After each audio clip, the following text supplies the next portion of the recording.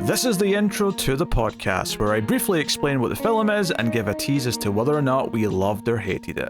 Maybe even try a little joke if I'm feeling saucy. And now two 30-something white men will pretend to know what they're talking about.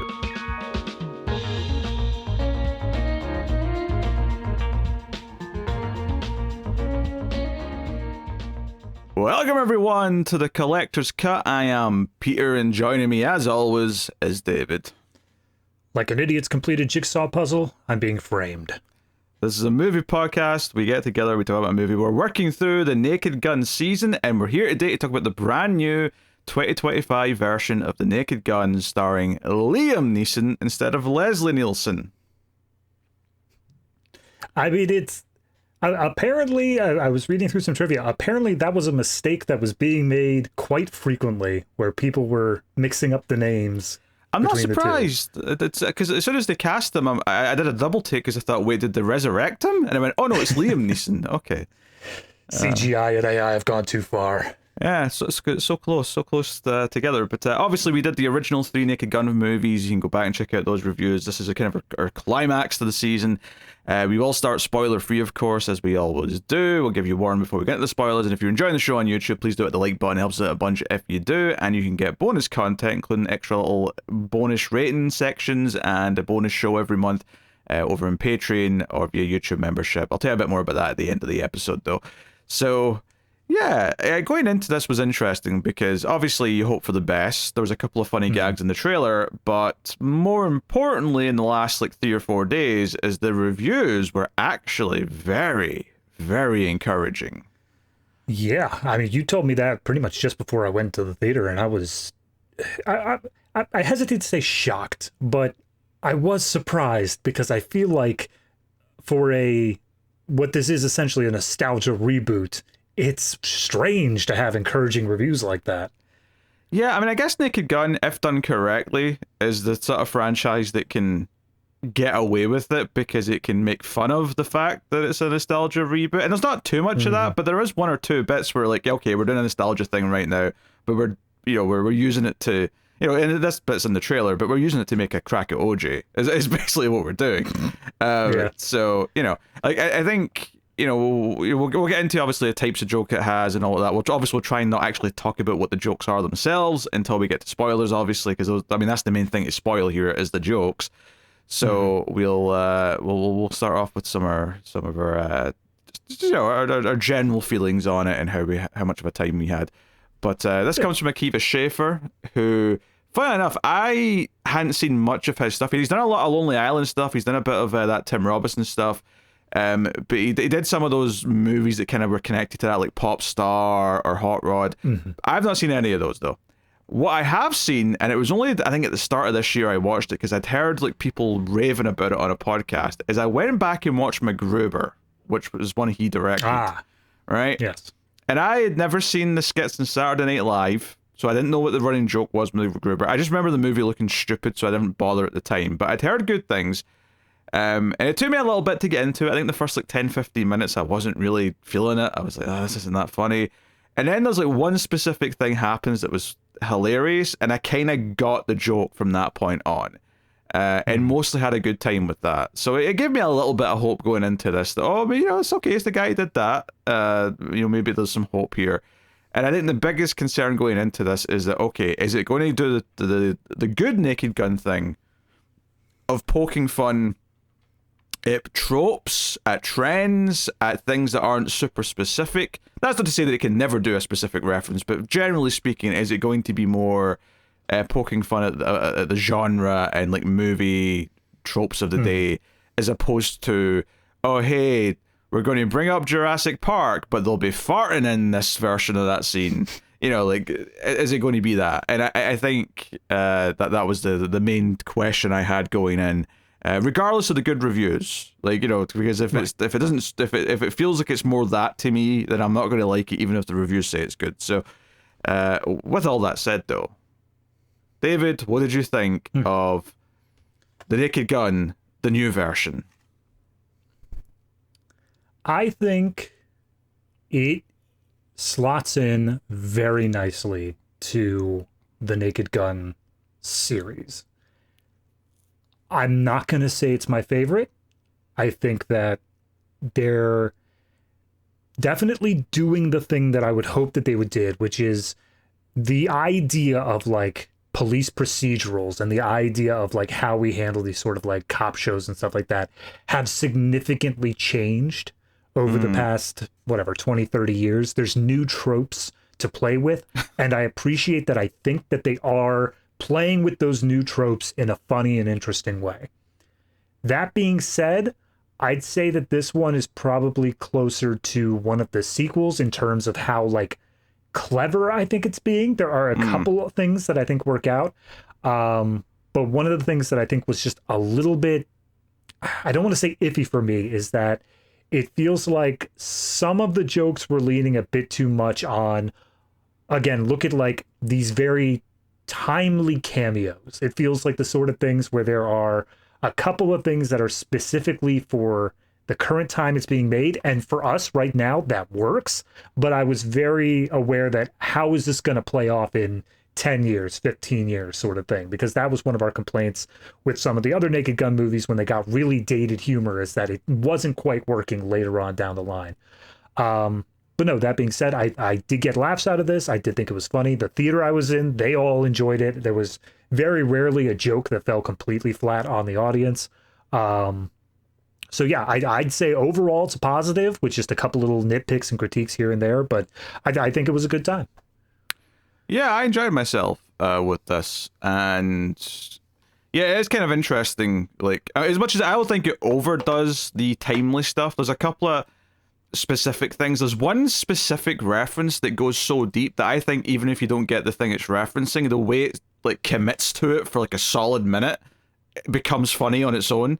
So, but I have a feeling I know which one it is. Yeah, yeah, it's the one that was written just for me. But it is kind of funny how, you know, we watched Naked Gun 33 and a third, and how some of the jokes and references in that were references to timely things were completely lost on us, because I was 4 when that came out. You were like 1 or -1 or whatever age you were, 94. Yeah, somewhere in there. Yeah. But it's interesting with this though, because we were in our 30s for this one. This is like our era. They're referencing things we know. So it's kind of weird to compare it in that sense, because this is one's more directly tied to us. I guess, I mean, the upfront thing I'll say is I think it's better than 33. I think I'm willing to stake that claim before we even go any further. I like, again, not every little joke lands, but that's true even in the very first movie, which I do think is the best one still, is that not every single joke is going to land, but there's enough of them. They're coming fast and thick. It mostly, you know, it works. Like, obviously Liam Neeson's a little bit different to Leslie Nielsen, but his straightforward deadpan does work for a lot of the jokes, and there's definitely running gags and tropes that they're taking from more modern cop and crime stuff that did feel like, oh, I recognize 2 or 3 of these new running gags as just straight up things that didn't exist in cop shows back in like the 70s, which is what they were parodying at the time, but they're in things now. I don't want to spoil them until we get spoilers, but like, there's definitely stuff like that. I will say this though. I will say, like, if I have like one, and this is not like a real complaint because it doesn't really affect the movie, but I cannot believe that we didn't get a new car hood light. Right? Now, it wasn't at the start, and I thought, that's okay, you know what, it's pretty common these days to have the titles at the end. They'll do it at the end and go into maybe a mid-credit scene. Now, they do kind of show it in the sense that once you get to the so they do like a mid-credit thing, they do like a during the titles thing, but the classic intro doesn't happen until it's playing behind the scrolling credits at the very end, and it's the original movie's footage that they're playing. And I thought, okay, I'm glad I'm hearing the music finally. I'm glad I'm seeing it finally. But it almost feels like you never thought to do it, and then someone said in the edit suite right before the movie was getting finished, hey, why didn't you do one of those the intros that all the movies had? And they went, shit, get the old footage. We'll shoehorn it in here at the end. I definitely thought the same thing, because once it started pulling up the title sequence, and I was like, and even I thought even if we don't get the specific car hood thing, we might get something comparable. What I was waiting for was the updated theme version, like the original theme, but like with a new, more theatrical, bombastic sort of Some sound to dubstep. it, and we didn't really get that either. So I understand if they want to take this in a new direction, if they want to make it its own thing, they don't feel like they have to harp on. I mean, that's literally a line in the movie at one point. Not spoiling too much of a joke here, but it's literally like, I want to be my own man, but also do my own kind of thing, and but harp on things that you did at the same time. So he's just kind of like saying to the audience the exact thing that he wants to do. But I understand the appeal of doing something new here. I do think that I would have liked one or two of the callbacks, especially when the plot so heavily says like, this is a soft reboot. This is something that is still set in that universe. So we can do that. We should probably harp on that just a little bit more. Yeah, I did notice that from a structure perspective, it does kind of follow the original film structure in that, he goes to meet the villain before he knows he's the villain kind of thing. That's very much the first movie.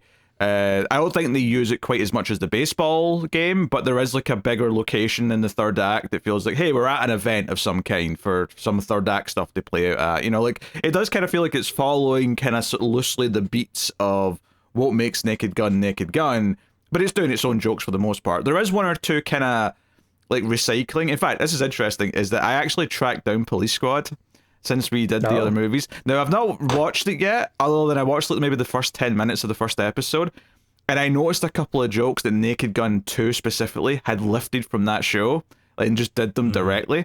For example, in Naked Gun 2, when they say they're going to Little Italy and there's the Coliseum in the background, that's straight up in that first episode, and they keep it going because when they get to the woman's apartment who lives in Little Italy, there's like just a photograph of the Tower of Pisa just like outside her window. So they like, and obviously, I think their logic at the time was, we made 6 episodes of a TV show that almost no one watched. We were going to use some of those jokes in the movies. Oh, yeah.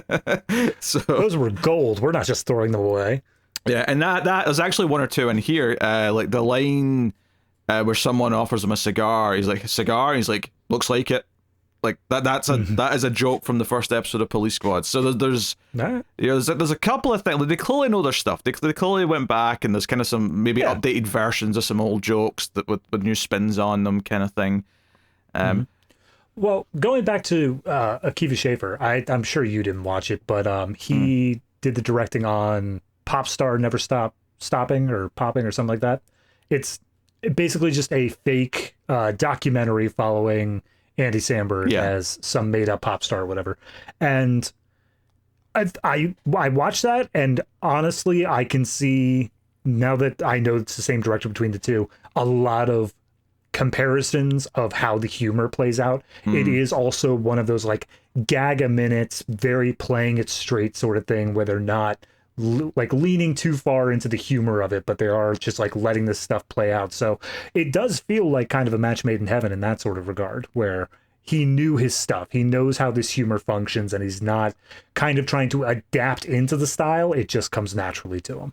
Well, I mean, one of the worst things that's happened to comedy in the last like 20 or so years is just this era of, we're just going to let the actors improv forever, and we'll just pick the best bits that made me laugh in the edit. And it's like, yeah, but this is not like a tightly scripted comedy. And I'm not saying there can never be an ad lib, and I'm not saying old comedies never had the odd, like ad lib line that was good in it, but I do not like that style of, let's let them dance and just riff on an idea, because you can tell that it's not going anywhere. You can tell they're just like fumbling through a concept.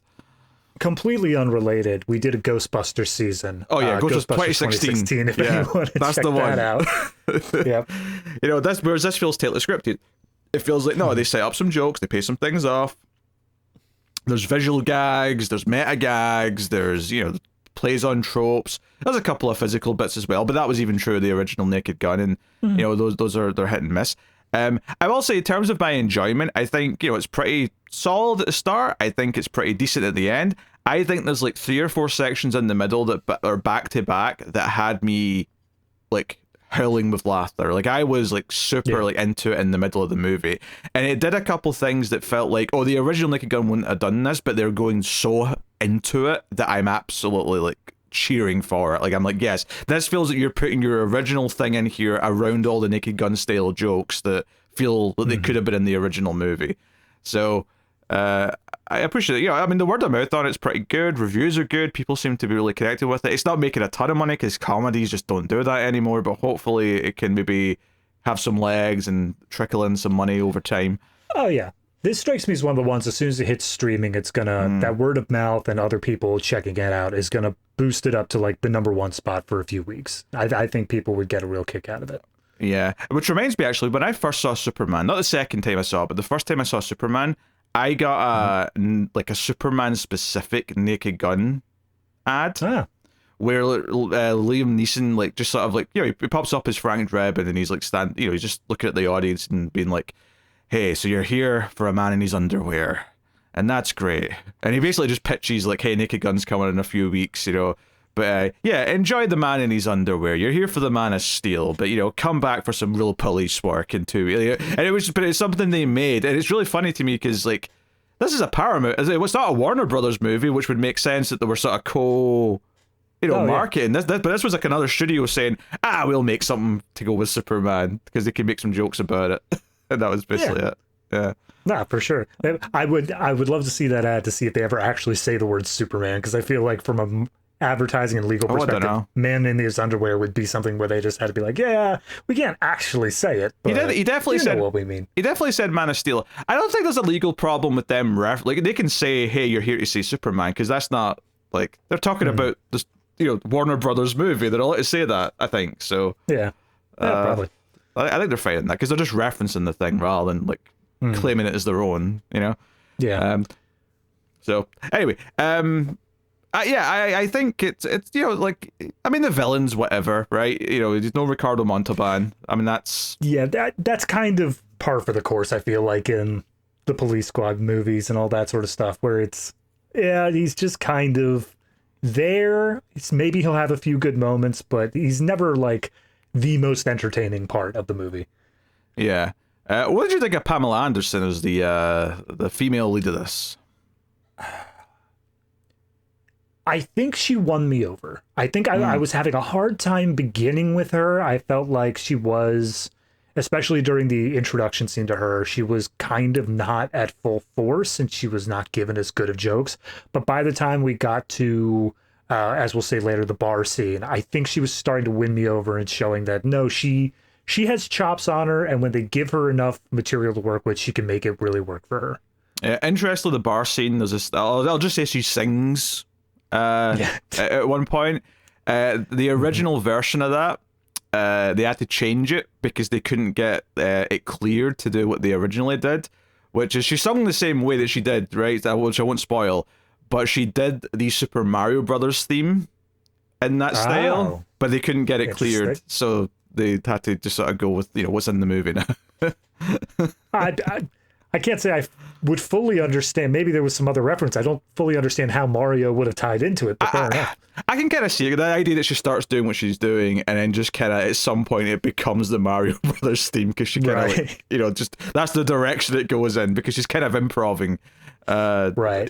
I can see how it would work, but also just hanging for a moment on character stuff. I think Leslie Nielsen, God damn, Liam Neeson. There we go. He is a great choice here. I think that was absolutely, if you're understanding what made Leslie Nielsen so good in these roles, it's the fact that he does play it so straight. It's the fact that he does these comedic things, but he plays in such a straight manner. And I think that Liam Neeson does a great job of picking up that torch and playing it. Admittedly, some things a little bit more comedically, but I think for the most part, he kind of does still like kind of funnel that Taken vibe to him, where like this is all way uber serious, and it just makes the jokes work that much more.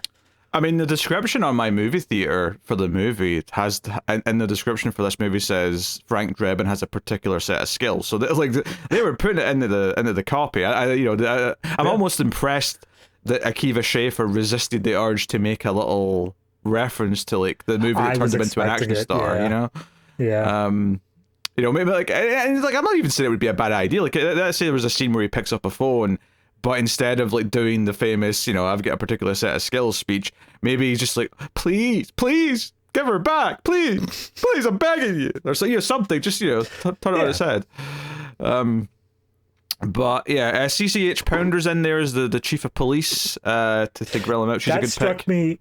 That struck me 100% as literally just a cop trope at this point. Like, if you're gonna have a police procedural and CCH Pounder's available, you do it. Yeah, I mean, she's been in a good cop show. She was in The Shield, which is a fantastic TV show. But yeah, she's played cops a bunch of times, and she's a solid choice. Kevin Durand is in there as kind of the main henchman to the villain. He's a solid enough presence. So I mean, yeah, the cast is pretty good. Yeah. If anything, like I guess I was surprised at, I mean, the Ed. There's like a new Ed, right? Who's also the son of Ed from the previous movies, just to keep that joke going. He's got a little bit of stuff to do, like, throughout. But I guess I just assumed the son of Nordberg would also be like a recurring character, and he actually isn't. He's just like, he's there for the one joke, and then that's it. He's gone. Yeah, I'm not gonna say it.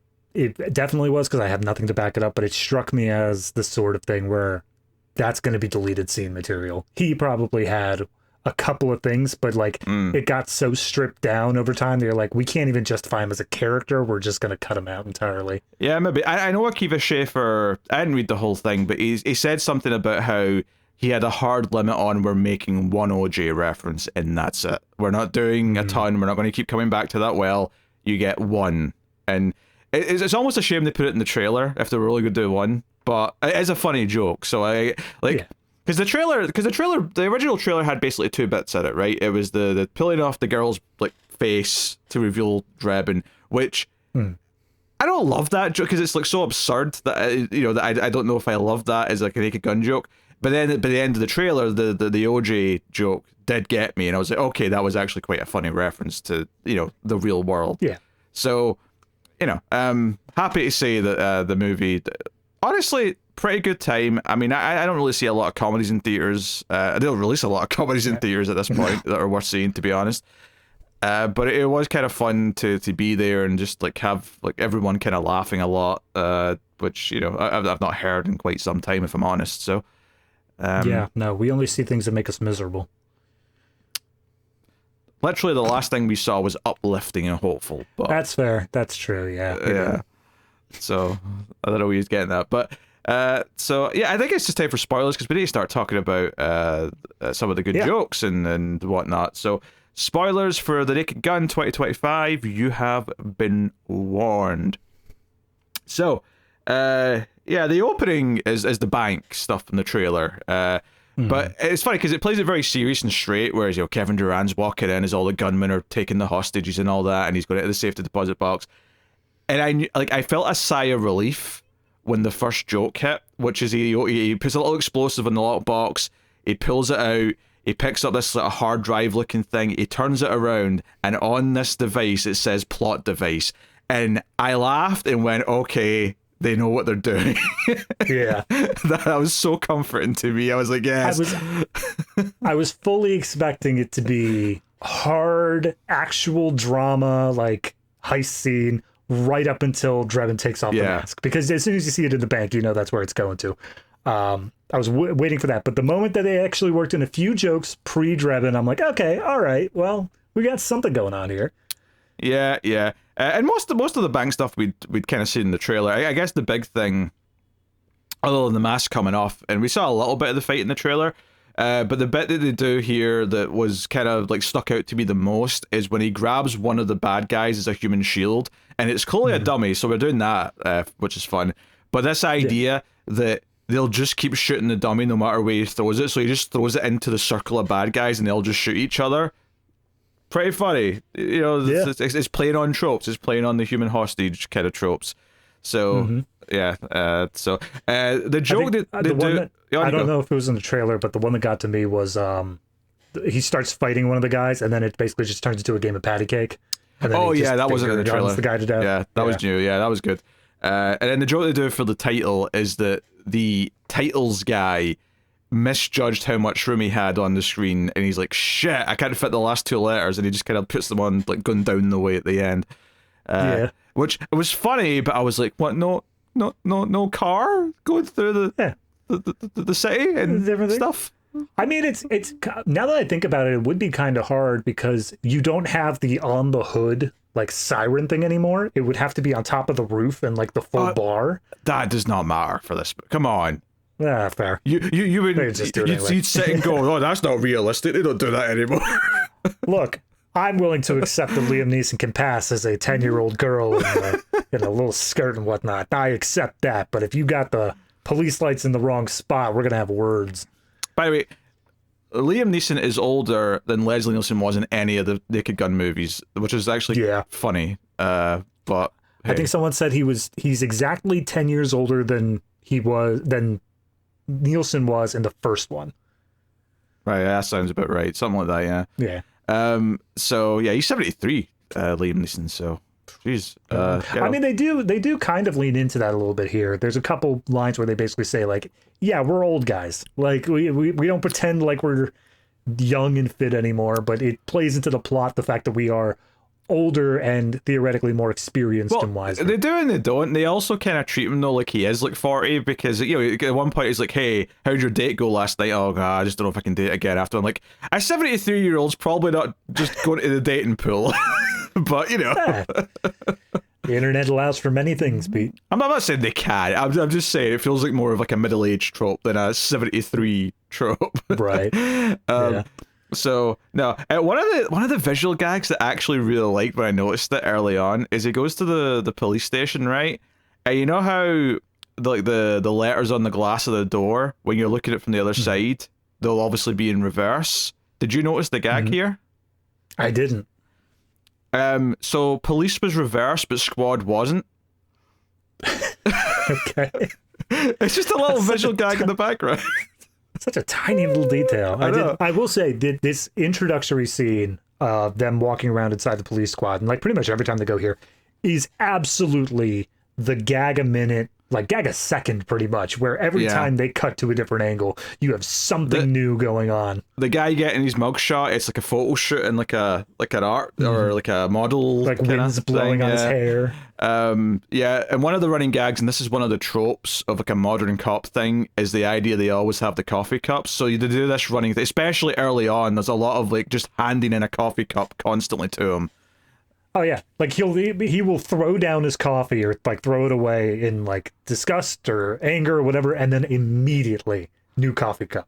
Yeah, and we're talking the to go, you know, the Starbucks to go type coffee cup, not like a mug or anything like that. Just constantly got them. Very good, yes, very good. Visual gag for the video people there from David. Hell yeah. The other trope they do a lot of, this is more of like a back half of the movie thing, but is that, oh, we can't be traced, so I'm going to break the phone in half.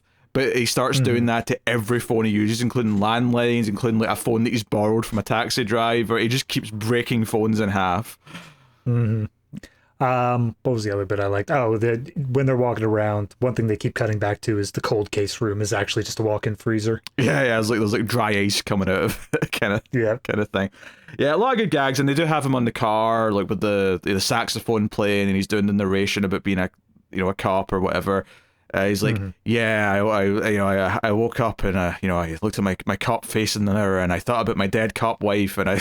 Yeah, it was a perfect morning.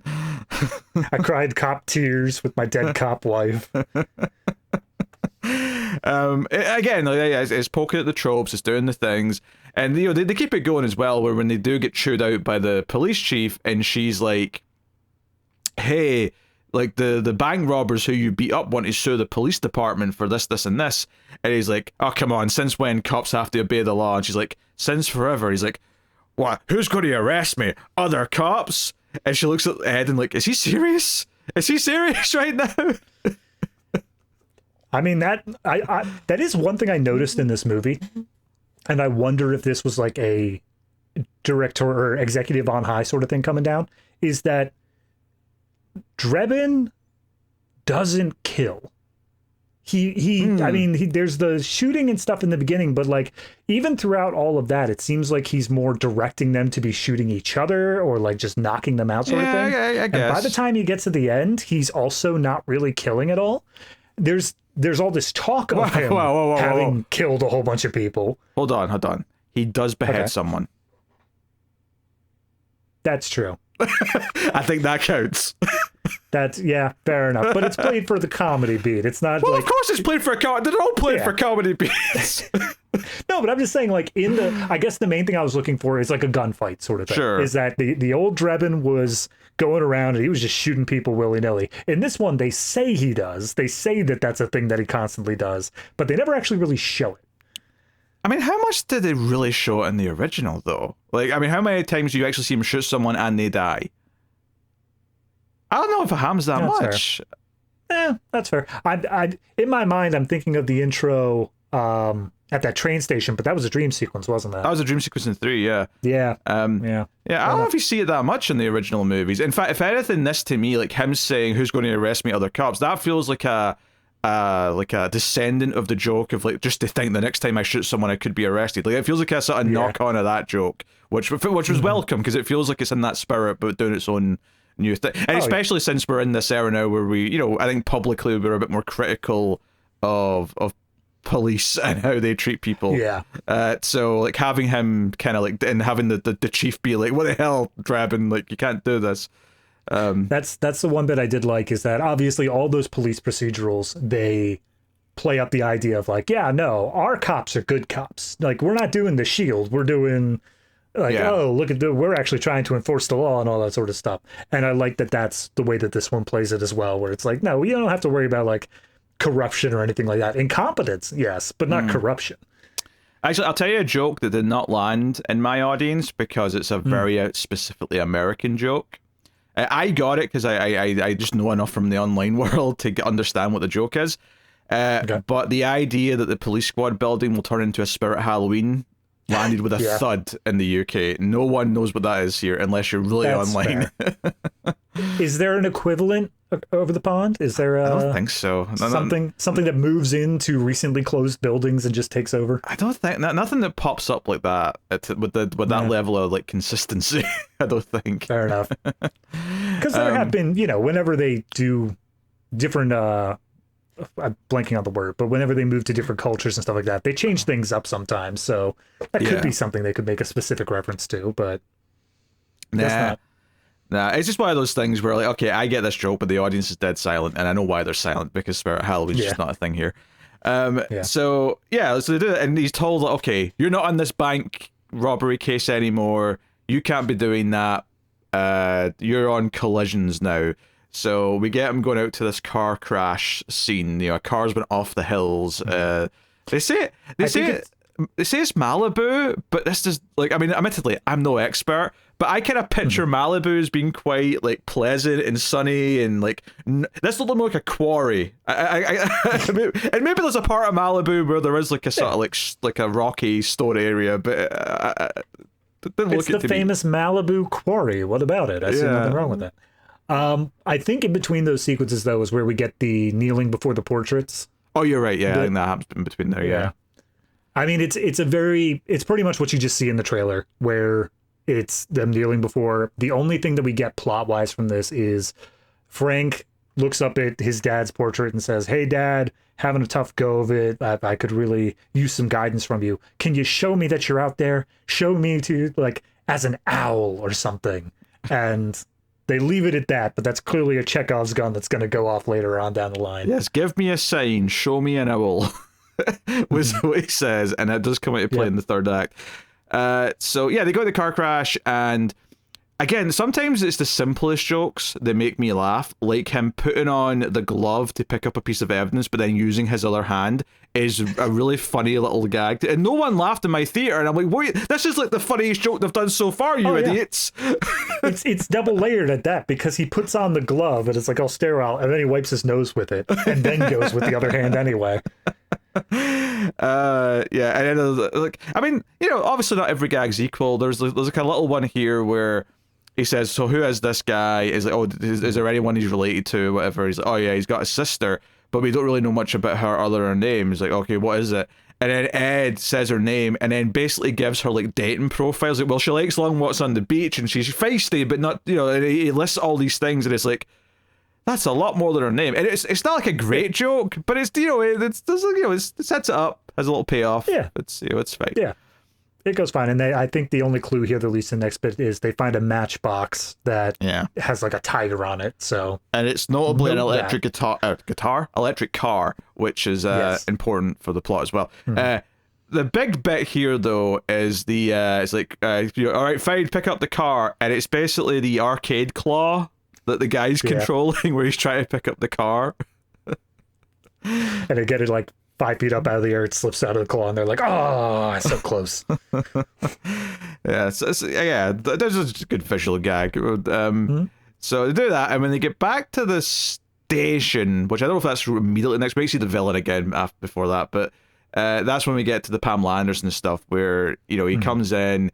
And they're like, hey, a woman just came in and went into your office. You want me to deal with her? And he looks in the window and sees this like sexy figure. He's like, no, I'll deal with her. And he opens the door and it turns out what he was looking at was like the coat rack and vaguely making the shape. And she's like, I'm over here, detective.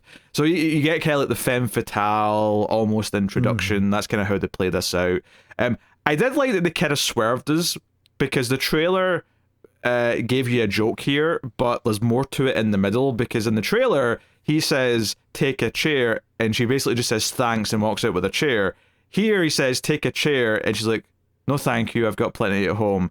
And then the scene plays out, and then at the end of the scene she's like, you know what, I've changed my mind, I will take that chair, and she walks out with it. So that was a nice swerve. So other plot relevant things is that she spoke to her brother, who was the one who died. He apparently sounded very frazzled and said, hey, I want to talk to you about this tomorrow.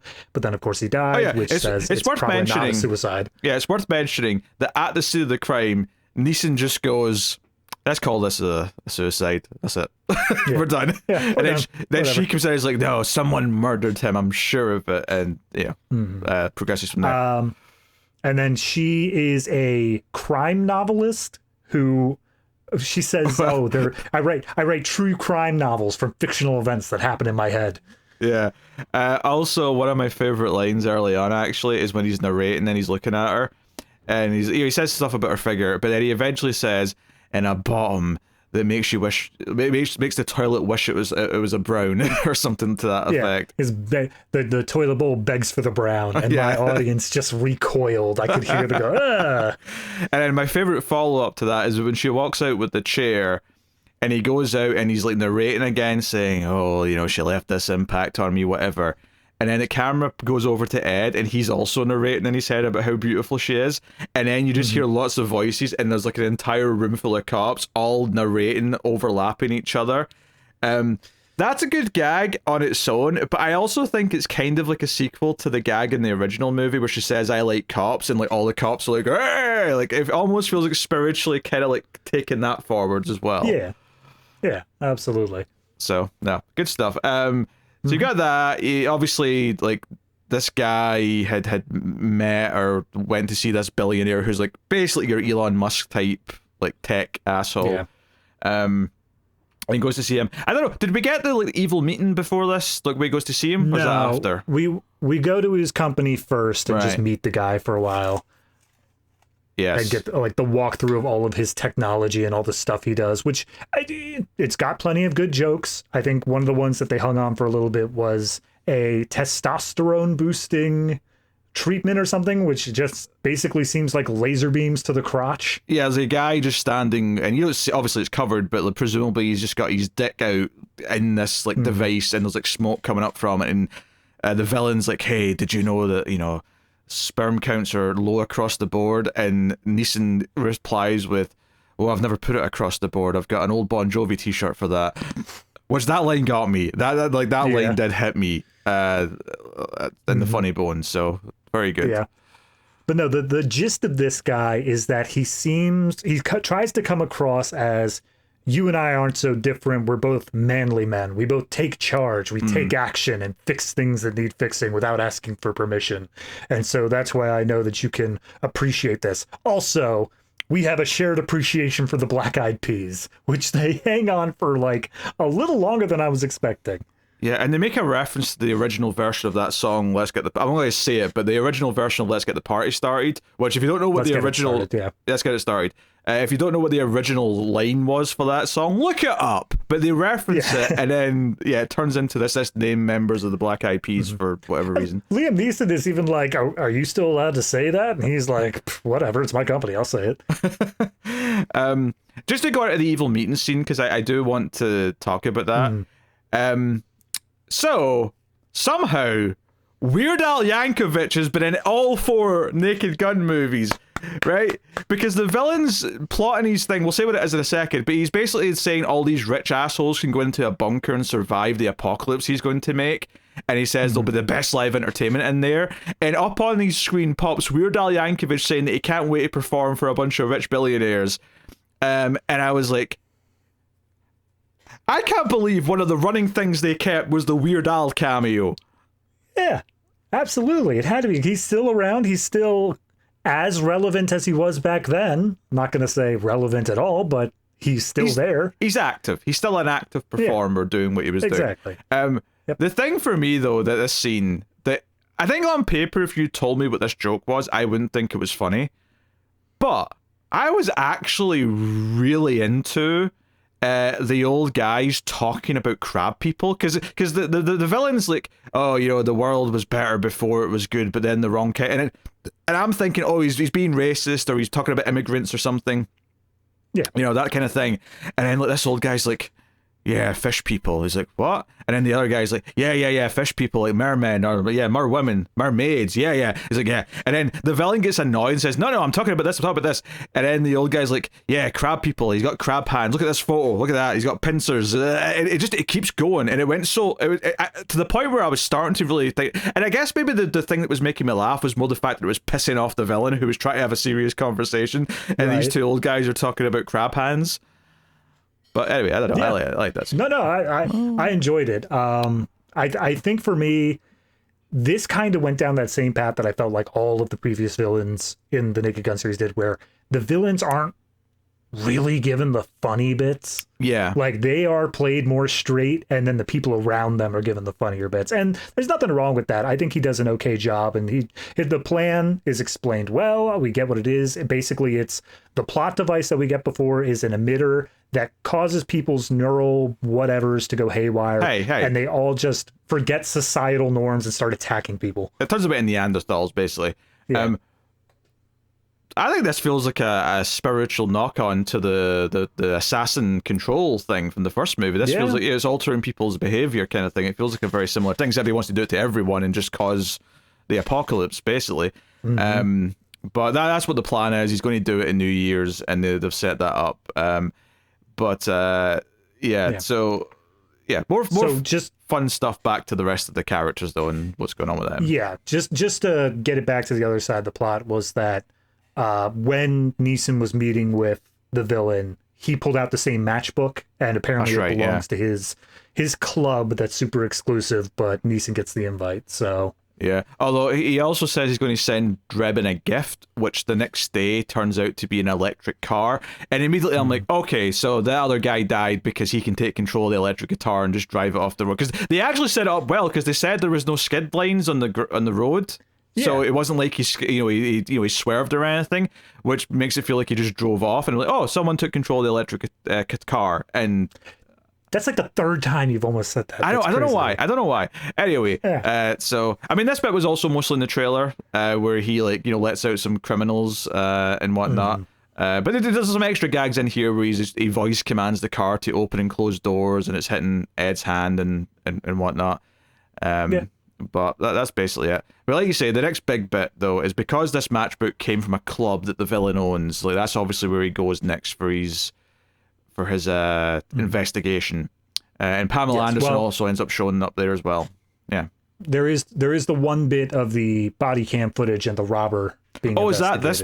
Well, see, this feels like it's so separate from everything else for the most part that I didn't even know where this fit in. Yeah, this joke was in the trailer, but I do really like the joke where he says, "Oh, you've done 10 years for man's laughter. It must have been quite a joke." Like, that's a funny line. Yeah, absolutely. Joe's, I think this is one that got better in the movie though, from the trailer, because in the trailer there is a couple of quick snippets of him like eating like a chili cheese dog and like needing to piss or whatever, or needing to go for a shit. And in the trailer, that bit's not that funny because it just kind of feels like a random thing it cuts to, and there's no context for it. Whereas here, because there's the full context of this guy, and it's Busta Rhymes who's the actor who's being interrogated here. He supposedly is one of the guys that was in the opening bank robbery, and he says that wasn't me, I wasn't there. And Drebin's like, well, let's get out my body cam footage. So they put the body cam footage on the TV, and there's also some car cam footage as well, so you get different angles. And it just starts off like at the start of his day, he's in his car, and he's like talking to himself, he's eating like chili cheese dogs. And I think one of my favourite bits is after it goes through all the stuff where he needs to go to the toilet, and he fires his gun, and there's a bunch of embarrassing stuff, so then he's like, hey, fast forward that. After everything, he picks up another chili cheese hot dog, and it cuts to like Busta Rhymes and the other cops in the interrogation room behind the glass, and he's like, no, don't. And he puts it in his mouth, and then it cuts to Neeson, and he's like, I had 3 more that day. Or something like that. My favorite bit, I love that bit, but my favorite bit was the in-between after he used the bathroom, where it's just him like shaming himself. He's like, you're disgusting. This is why your wife died. Like, this, you're a pig. You're disgusting. And everyone's like, it's okay, man. Just let it out. Oh, and he first realizes he needs to go to the toilet when he pulls over a guy in his car, and the guy pulls out a gun from the glove box, and he's like, oh, this isn't mine. And Drebin just goes, you know what? And he go to the you seem like an upstanding guy. And the guy's holding a revolver in his hand as he's like, you seem like an upstanding guy. I'm going to let you go with a warning. Boy. Yeah, no, I enjoyed all that sequence. It's much as I agree with you, I think in the trailer, it seems like such an out there non sequitur, like doesn't connect to anything, that it's toilet humor. Like that's what we're playing it off as. But I think that they pivoted in this to make it funny in its own right. Yeah, well, no, because there's a long build up, right? And the joke is less the toilet humor part of it and more the idea that when he needs to go for a shit, just how like bad a cop he is. Firing his gun at people in public to scare them so he can get a bathroom, letting dangerous people with guns go. Like, that's the joke here. That and also his chili. Like, the callback to this later on that really made me laugh is when he picks up the plot device and he says it weighs about 2.5 chili cheese dogs. That line really made me laugh. Like, do you weigh everything? Is that your currency, Drebin? Is chili cheese dogs? If it's by weight, it's chili cheese dog. It's by volume, it's how much a coffee is. Yes, of course, yes. So yeah, he goes to the club, and they do the whole thing where he goes up to the bar, and it's Cody Rhodes, wrestler Cody Rhodes, is the bartender at the club. I got such a kick out of this exchange. This was a beautiful little exchange. I'm curious, do you know who this is? Did you recognize him? I did not recognize him in the bit. I could tell he was someone famous. He was a bit too grizzled to just be an extra. Yeah. Also, I love how they angled it away from the camera, but you could see it poking through. He's got like a really ugly, like big neck tattoo on like one side of like a skull with an American flag or whatever on it, and it's like, yeah.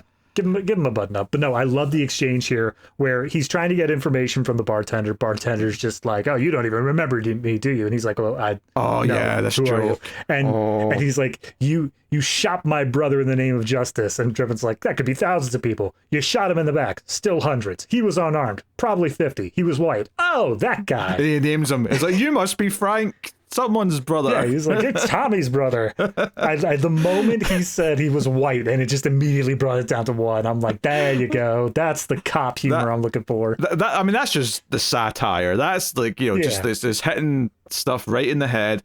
And then what's funny is that he's like asking questions, and he's like, maybe this will help you remember. And I thought, oh god, how are they going to like do a version of that? Because in the original movie it was the giving the money and then the money coming back and all that. Here it was like hitting his head. It's brutality this time.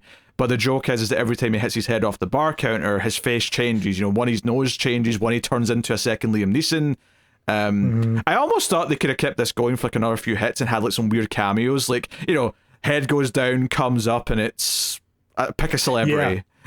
I was waiting for one where he slams it down, comes up, and it's like a conventionally attractive female one. Oh yeah. And Drebin hesitates for a second, like, what? Nah. Yeah. Yeah, I mean, I don't know who would have been a funny pick, but like I'm sure there's like some celebrity you could have had like come up, like I don't know, Sylvester Stallone. I don't know, like just pick someone, anyone. Just whoever's on set, we can find somebody. Yeah, a child maybe. I don't know. Yeah. I am curious because I didn't recognize the other faces when it was clearly different people. Yeah. So I'm wondering if those may have been cameos, and I just It may have been. didn't recognize them. Yeah, there was one or two cameos later for sure. But yeah, I mean maybe it was someone famous. But yeah, sure enough, Pamela Anderson's here, and it turns out that she's actually like, you know, I'm investigating too. I'm like taking after the characters in my novels. I'm looking into this crime myself. But there's still a flirtation and whatnot. The big thing here, though, is that the villain's here, and he sees him, and he comes over to say hello, and he turns to her and says, hey, does he know that you're, you know, the victim's sister? And she's like, no, and he's like, let's keep it that way. And he's like, oh, who is this lovely creature? And he does that thing where he looks around the room to, like, think of a name, and he's like, Cherry, because he sees some cherry, and that's like, okay, I mean, it's not a super conventional name, but it doesn't sound that ridiculous. And then he looks over like a painting of Roosevelt. He's like, Cherry Roosevelt, and I'm like, okay, that's two names. You can stop. You can stop right there. And then he looks at a fat guy eating spaghetti, and he's like, fat guy eating spaghetti. And he's like, oh, that's a very unconventional name. And Pamela Anderson's like, yeah, it is. And you know, so the whole thing is that he wants Drebin wants to get to the security camera footage to see if the victim was here the night of his death. And Pamela Anderson at one point says, hey, I'll keep him distracted, you go and get a look at that footage. So we get a lot of background comedy of him, like, you know, beating up the guard at the door to try and get in as she's talking to the villain. There is a funny little line here where he says, can I speak freely? And she goes, I would prefer English. Male chuckle. Yeah. I think there was one where Liam Neeson is saying, oh, I'm looking into doing this. And the villain says, may I ask why? And he's like, go ahead. And they just silence on that. Yeah. No, I actually really liked that joke. That was just a little bit of wordplay, basically, but it was really funny. And then it did a whole thing where Liam Neeson's sneaking behind two guards, and like he keeps creaking, but they're not noticing him. I will admit, I did think that was going to have a better payoff.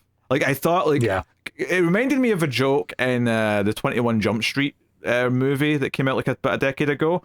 And the joke in that movie that this reminded me of is that they kept like crashing vehicles in a car chase that like should blow up because like one's like an oil tanker, one's like this, and they're all things that should blow up, and then and none of them do. But then they hit a truck full of chickens, and that's the one that blows up. And I thought this was going to be a similar thing where he squeaks and then he farts, and they don't notice him. I thought the eventual thing that was going to make them notice was going to be something that was really going to catch me off guard. Instead, he just fell down some stairs, which was okay, but it didn't like hit me the way I thought they were building to, you know? Yeah. I was expecting it to be a thing where he does something that, like, you know, is an alarm, or his phone goes off, or something that absolutely should catch their attention, and then like a fly buzzes by, and they're just like, "What the hell was that?" Yeah. Like maybe subvert it. Yeah. But yeah, he beats up the guys. This is the bit where he rips off the arms and starts hitting them with his own arms and all the rest of it. Luckily, the security cameras have fancy tech bro thing where there's like facial recognition, so everyone's labeled. So he's like, who are you? And it's like this journalist from a newspaper that the victim was talking to, clearly given as the motive for why the guy was killed. He was going to reveal what the bad guy was up to. But yeah, so that sets up the next part of the plot. And while this is happening, Pamela Anderson's doing scat on stage. Yes. Singing scat, not other. No, both. That's a very progressive scene. No, so there's two bits to this that were weird to me. One is he looks him up by last name. He looks up the guy to find the footage by Davenport is his last name. And up comes Davenport Simon, who's the victim, Davenport Beth, who's Pamela Anderson. But there's also Davenport Heather. There's only 3 results, and there's a third one there. I was waiting for that to be like a tiny little clue hint thing that was going to come back. Because, like, who's Heather Davenport? I think that's a famous person. I recognize that name. I Googled it, but I couldn't find anyone. I got a real estate agent. Maybe I'm looking up the wrong name, but I know there are other Davenports. I know that is a famous name, but I mean, Heather was specifically not one of them. Maybe they're just going with the idea that Davenport's, like, not a super rare name. There's been another Davenport in here. I mean, possible. It struck me as the sort of thing where either they could have really worked in a joke right there, in which when I Googled this person, I was expecting it to be like, a queen or a duke or something like that, or it'd be something for later on in the plot. And it just wasn't. Yeah. Not a big deal. The other part, though, that kind of does seem plot relevant is that they have all this fancy tech. It comes with all this facial recognition. And we see that as she's scatting up on stage, Pamela Anderson is labeled as Beth Davenport, which kind of makes me wonder, why did they believe her Cherry Roosevelt Fat Bozo Eating Spaghetti name? Well, and to be fair to it, like, I think it's just the idea that the villain's not looked at the security footage yet to see who she is, right? Because later on in the movie, he knows who she is. He's like, oh, I know who you are, Davenport. So I would presume that after this scene, he looks at the security footage, especially since, Drebin gets alarms set off by the time he leaves and everyone's, like, aware that something's went on. So, fair enough. He's got reason to look. Yeah. So so that like sets. I mean, this actually gets us very close because obviously by this point, like he's like, oh, Drebin's going to be more of a problem. So he gets his henchmen in. Kevin Durant's character's name is Sig Gustafsson. Yes. So very good. But this actually leads to the equivalent. So much like the original movie, right after we've had like their introductions, there's a scene where Neeson or Drebin goes home. And like she's waiting for him. She's not in his house. She's kind of like waiting. They do like the sort of noir thing where she's in the shadows at the corner for the big entrance. But she's like, he invites her in, and we get that she's at his place, and they're going to like she's going to make some food for him, and it's late. Kind of calling back to the original. There's a lot of good gags here that I like. One is that he brings up the dead wife, and she's like, when did she pass? Or how did she pass? And he's like, oh, great. She had a great arm. She would throw the ball. And then she's like, oh, she sounds like a saint. We'd have been happy with any team. 49ers, like, he lists a bunch of... Everyone except the Browns. And I'm like, what age was your wife supposed to be? Like, because you're 73. You're like, what the hell? Yeah. And then it pivots over to her side of the conversation. She's like, oh, yeah, I came to the city for college. And he's like, UCLA? And she's like, I see it every day. Yeah, I live here. Yeah. No, but the winner of this, obviously, though, is what we're getting to, is that Kevin Durant's across the street and he's watching with binoculars to spy on Drebin. And Drebin goes to shut the curtains when things are getting a little bit more intimate. They have like a really awkward thing where, like, oh, we forgot how to kiss, so they're kind of like going and they're sort of leaning in and like being awkward about it. But the joke is that Durant switches over to thermal goggles so he can see them through the curtains, right? And there's a little bit of this in one of the trailer where there's like a bit where it looks like she's giving him a blowjob, but she's actually scrubbing the oven because it's dirty, and it's just because he's standing in the foreground. But it keeps going, and my audience was howling in general throughout this entire segment because, and I think what made it good though, it's not just like the actual visual gag of seeing the thermal vision. It was the fact that they showed you the moving to a new, like after the first one, you see the heat vision first. And then you see like what they're actually standing and doing. From that point on, though, you see them move first, so you get to predict what it's going to look like, and that is part of the genius of the joke. Because she'll like go to like bend over somewhere, and he'll be standing there, or she'll get down or whatever. And then of course the bit that really gets funny is when his dog runs in the room and he's holding like a turkey baster or whatever, and the dog starts licking it, and it looks like the dog's going at his dick, and then it looks like the dog turns around and he's behind it and he's like petting it really thoroughly, so it looks like he's having sex with a dog. I just want to jump in here real quick. Sometimes YouTube advertising doesn't really work on this, so Patreon is a place that you can go. Yes. This may get demonetized because we keep talking about these things. No, this was funny though, and I think the part that made it funny to me is that key detail I mentioned is that after the first one, it let us see them move first, so you could like predict in your head what the guy was about to see through the goggles. So his reaction was what you were building anticipation to, was him being, because at first he's kind of like, oh, but then when the dog gets involved, he's like, oh, I don't know about this. This is maybe a bit more, uncivilized.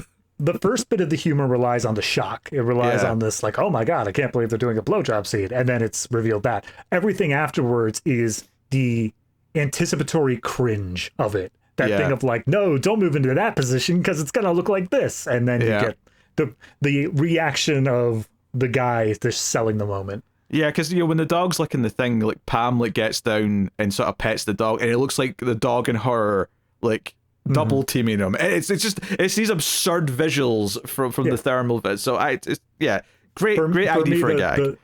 The baster bit when it looks like the dog is doing whatever on him, and then the dog like bites it and starts pulling it away, and you just get that visceral like, oh god.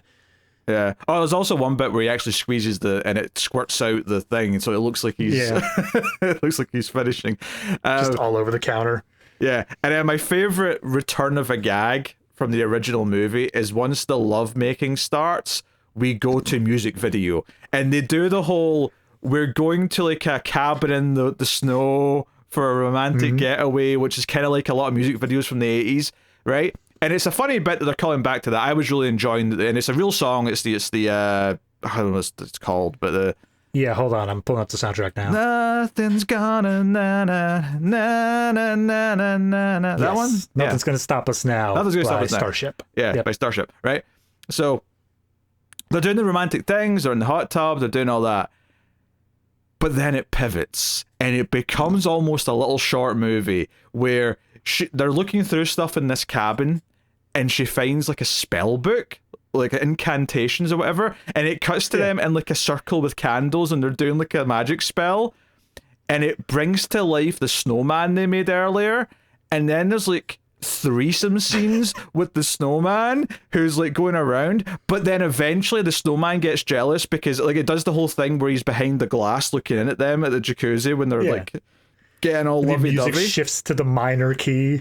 Yeah, the song fades away, it turns into a horror movie, and the snowman's like coming around with a gun trying to kill them, and like they're drowning away, and eventually they're able to like kill the snowman and throw it in the jacuzzi.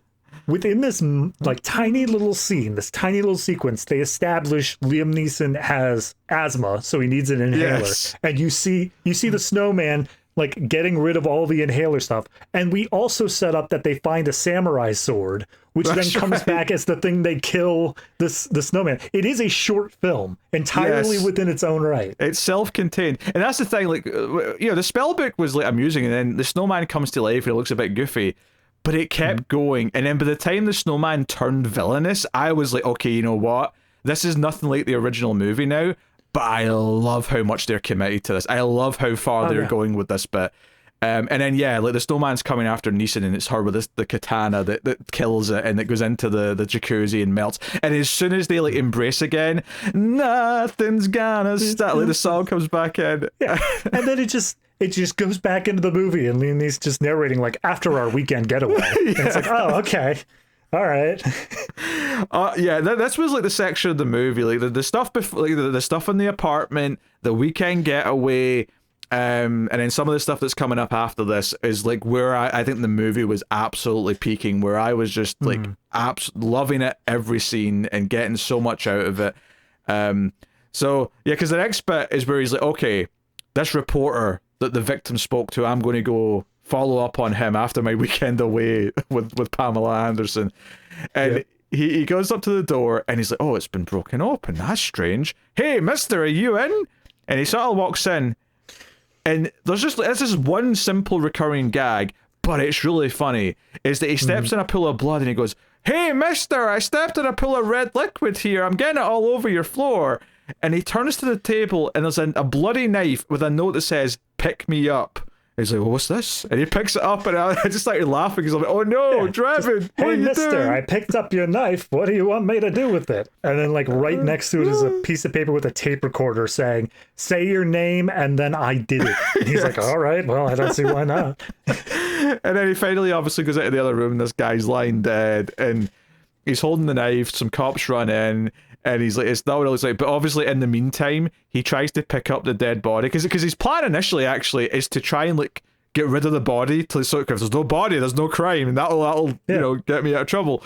So he picks up the body and he ends up decapitated. And this is not the one I was referring to earlier, by the way. There's a live person he decapitates later on, but he picks up the body and he picks it up too high, and the ceiling fan takes off the head, and that's when the cops walk in. And he's like, oh, this is what it looks like. So he has to he does some flips and dives out the window and gets to his electric. I almost said guitar again. He gets to the car, and this is finally where the villain takes control of the car and comes on the screen and is like, Drebin, I can control these. He's like, oh, that's how you killed him. And even this car bit's full of gags that I love. There's a couple in particular that I really want to call out. They play it straight for just a little bit where he pulls out his gun. He's unable to unlock the door, so he pulls out his gun, starts shooting the windshield. And then it immediately goes back into gags where people are crossing the street and he keeps on telling them move, but then they keep dropping things into his open car First window. it's balloons, so he's got balloons all around him. And then it's bees. I almost thought they were going to do a Wicker Man remake reference here where he was going to say, not the bees, but he's like, no. But the bit that was really funny is the third thing that he runs into is two guys carrying a car windshield, which when it hits him just becomes the new windshield on the car, and he's trapped in the car again. It's like, crap. And then from there, he just kind of bashes the touchscreen for a while, causes a bunch of error messages, and then Clippy. This is where we get a reference specifically for millennials. I can't believe you just said it like that. You have to build up to it, David. Have some goddamn pacing in your descriptions. Sorry, jeez, I didn't think it was that big of a thing. Reference that only millennials and maybe some older people who had to use computers throughout the 2000s will recognize. But Clippy appears on the touchscreen and opens the doors for him, helps him. And Clippy has never been helpful, ever. Why hasn't anyone bought the IP to Clippy and re-released it? Oh, I don't know. I have to assume there'd be tons of people would download openly malware if it put Clippy back onto their computer. Mm-hmm. If you had Windows Office, if you use Microsoft Word, during the 2000s when Windows XP was the thing, you knew about Clippy. You hated Clippy. You wanted to kill Clippy with every fiber of your being. Honestly, nowadays with ChatGPT and all that, Clippy might actually be able to be useful in some aspects. So he was saved by Clippy. That's just a hell of a sentence. And he goes to Pamela Anderson's place, right? And now he's on the run because now there's a warrant out for his arrest, and now he's a murderer in the eyes of the law. Yeah, right. This is where he starts snapping phones every time he finishes a call. And he goes to Pamela Anderson's house and explains what's going on, so on and so on. She reveals a couple of things she didn't before, and even though it has nothing to do with the romance, he's like, "Oh, so that's why you pretended to love me?" And she's like, "No, I loved you." But the joke here, the gag, which was actually, so there was a line actually in the bar earlier on that wasn't for me, but I laughed really hard because it's just because I know people who are Disney adults. So when he comes up with the excuse, "Oh, you have to get out of here, Pam, because you've got an early date at Disney tomorrow." She's a Disney adult. She has all these stuff, and that just made me him just referencing Disney adults feel like a modern reference. But the joke that was written just for me is he gets upset because he says, "Hey, what is that?" And she's like, "What? That's my TiVo box." And she's like, "Yeah, I lent it to you the other day, and I specifically told you not to plug it into the internet. And what is this? It's an Ethernet cable." Right? I was just trying to connect it to the TV. He's like, da. He's like, "I lent it to you so you could watch season 1 of Buffy." So I've got a smell in my face because he said Buffy, right? I've got a smell in my face. Okay, that was a cool thing to reference, right? My audience is dead silent for this joke. No one else thinks it's funny. But of course, I cannot contain myself as he very seriously starts saying, "It's probably gone.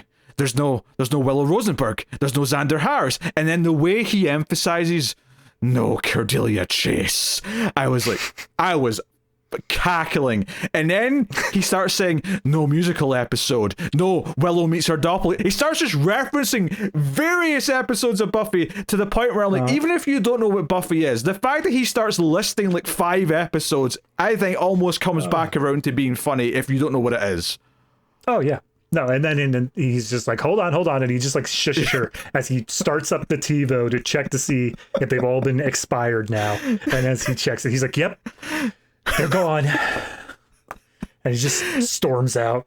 I was not expecting and this is like a 60-second Buffy joke. I was not this was written just for me. Oh, absolutely. Thank you, Schaffer. Thank you. Yep. You're gonna see a whole bunch of people just like, oh, what about season 1 of Buffy? Let's watch that now. And those were all season 1 episodes he was referencing. I assume he had all the seasons, but she was obviously going to start at the start. Right. But she was too busy in Baywatch at the time, you see, to have been watching Buffy. I love it because we get that he storms out and he just goes and gets an Uber. But I love how they continue the joke because now as he's like narrating to the audience, it's just like, I've been betrayed, and he's just holding his TiVo, like looking sad the whole time. Oh god.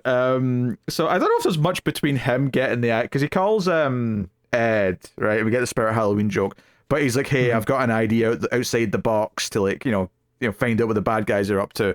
So we get some visual gags where he's like taking photos of the henchman, Kevin Durant's character, and they do the joke here where he's like posing in different ways as he's walking down the street for the photos. Yeah. But they kidnap him and they do the whole thing where he's like, you're not my regular driver. And then like gas starts coming out of the car. He's like, that's not my regular gas. This isn't how I normally fall asleep. But so, do you know what's so weird is that the next thing is kind of a direct reference to a Mission Impossible movie. Yeah. But I think what's so good about this reference is that I think it was funny to us because I immediately realized they're doing the Mission Impossible 6 thing. I think it's the 6th one. It's Fallout, whichever one Fallout is. Yeah, that was 6.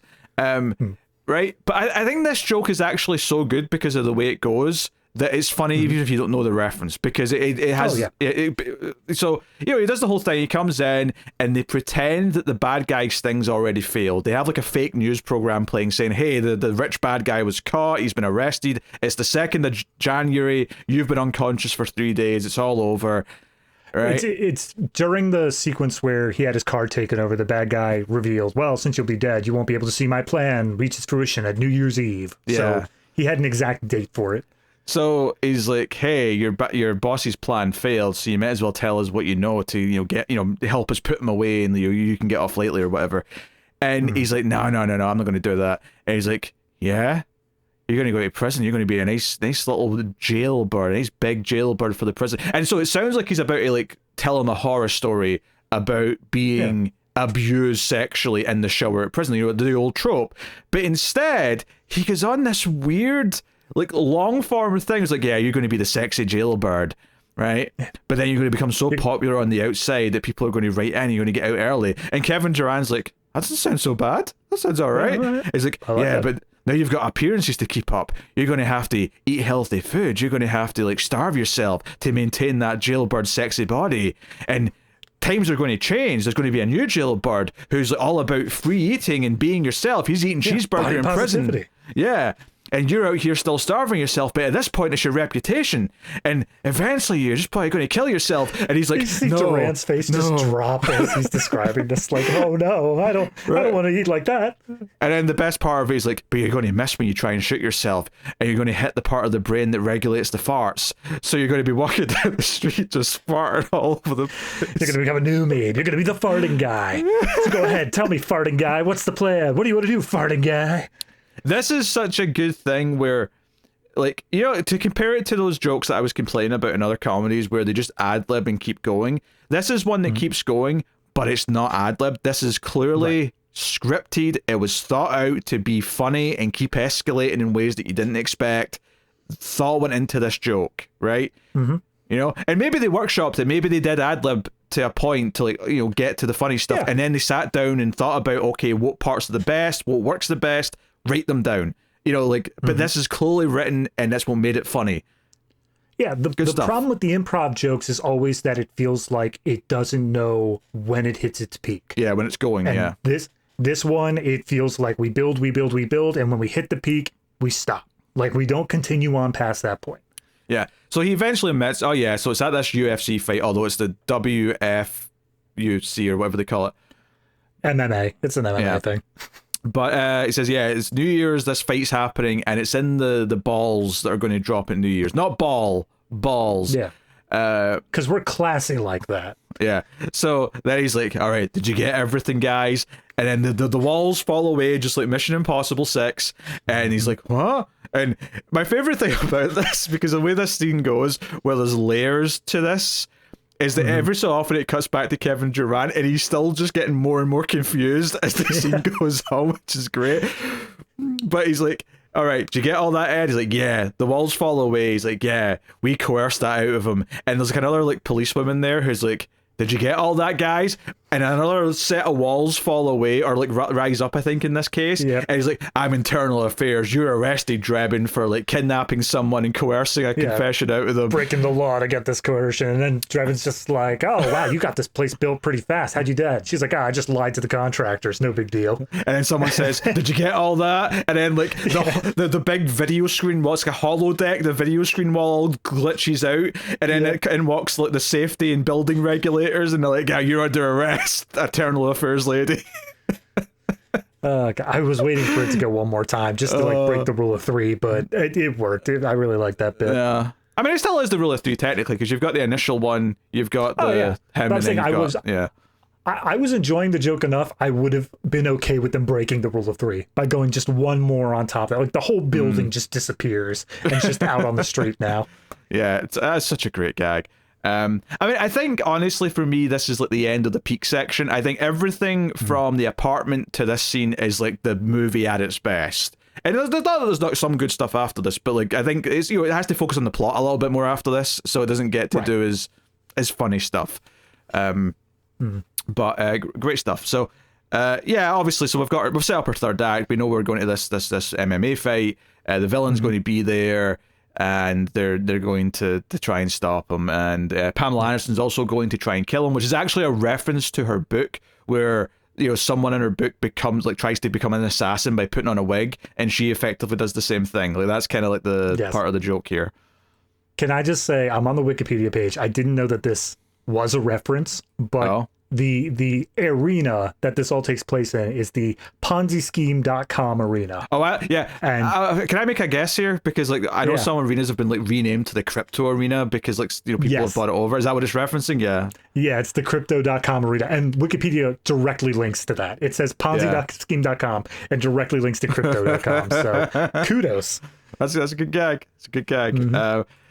So yeah, I mean obviously he's sneaking in and he's trying to get to whatever. The Pamela Anderson like sneaks into the VIP box where the villain is to try and get to him, and he knows who she is by this point, and her gun doesn't fire because he's already emptied all the bullets. Blah blah blah blah. He does a whole bit where he's like, yes, I read your book, especially how she hides a gun in her garter belt and another gun in the small of her back and a shotgun in her wig. Yeah, he pulls out a shotgun from her wig. And Ed's like on like sort of surveillance where he's like talking to Drebin, and he's at like the little beer stall, and someone comes up asking for a beer, and he's like, okay, fine, here, take one quickly and go away. And he's like, how much do I owe you? He's like, oh, it's free, go away. And I'm like, oh god, the joke here is going to be that everyone's going to come to him now because they think it's free beer. Free beer night, hell yeah. Right? And the joke becomes that as he's just handing them out without looking, because he's still looking through the binoculars, is that children are just getting beers from him. So, you know, so it's a nice little running gag. But Drebin's up in the rafters. He's trying to get to the plot device in the big New Year's balls. And the big set piece here is that he falls into the balls and his sort of legs are kicking up and his trousers are ripped off along with his underwear. So he's like, you know, he's it's descending down to the stage. And it's not supposed to be descending. Yeah, it's like early, but he's like triggered the mechanism or whatever. So he's going down, and like as he's going down, like the commentators for the UFC fair are like, okay, we're blurring this out, audience, so I'm going to try and paint a picture for you at home. He starts describing the legs and like the Uber sausage, whatever he calls it. At this point, it was obvious like the joke was going on, so I wasn't really registering most of the words, but I did hear something of like a very large loaf of bread stretching its way upwards. It's like, all right, that's sure. And this is when we get the Priscilla Presley cameo, because it cuts to her seeing it on TV. So that was a fun little cameo. Which, I mean, I know we're in the canon of the old ones, but like, I think that this has to pretty much confirm that that's probably not his mother. True. Like, this can't be that Frank Drebin Jr. Otherwise, it's like, wait a minute, I recognize that. I mean, it didn't make any sense that this guy was born in 1994 anyway. So True. Yeah. he should be younger than me. Fair. He should be your age, basically. Yeah, pretty much. I mean, from what I saw on trivia, I don't know if it's been officially a thing or if it's just internet, headcanons, but apparently it's just a kid that he was somewhat unaware that he had beforehand, that if you explain the canon away, he found in the in-between of that movie and this movie. I mean, it's fine. It's a Naked Gun. It doesn't matter that he never referenced the kids of course not. before. Like, who cares? Yeah. It's Naked Gun. Mm-hmm. So this is your big bit. I actually do want to call it another bit of the commentators here. So when they're setting up just the arena and the fight, and there's two commentators like, hey, we're joined by an ex-fighter, one of the best that ever did it, blah blah. The very serious intro, and this guy's like, hey fellas, happy to be here. When I left though, my wife was putting on makeup and she had like a sexy dress on, and she said she was staying home. What do you think's up with that? And the running joke becomes that he just keeps sort of like being paranoid that his wife's having an affair, and that's all he says in commentary every time they cuts to him. Like, they're talking about the fight, and then he's like, hey, let me use your phone. She won't recognize your number. So that's going on. The villain basically just at this point is like ready to press his button to like trigger everything. And he's disconnected it from this big thing, which I guess was supposed to be like part of the plan was transmitting it to every smart device across the world, because he's a tech thing, but it's been disconnected. However, it does still have the potential to get the entire arena, save for the evil guys, which have little things to stop it, and also Ed and Drebin. Pam and Drebin all have little blockers. Why did the villain give Pam one? Yeah, because he said, we don't want her going rabid up in here. She'll be easier to take care of normally. That makes sense. I think I missed that line because I was thinking like later on in the climax when she was still acting normal. Like, why is she all normal still? Like, I know why they used that up, but fair enough. If they set that up, they set it up. So yeah, they do a whole thing where Drebin like threatens to shoot the plot device. He's like, I'll take one more move, villain, and I'll shoot it. I'll blow its computer brains out. And so that plays out, but the chaos starts. Everyone turns into Neanderthals, which does lead to one of my favorite bits, which is the children also going like berserk mode. And the gag with Ed is that he's punching people going down the big hallway in the arena, and the kids are running up to him, and he's just punching children and like knocking them to the side. He has a mild I don't like that I'm doing this, but if I gotta. Yep. So yeah, ultimately, Drebin just drops the plot device when there's a bit of a scuffle, and that's kind of it, like people are running past him.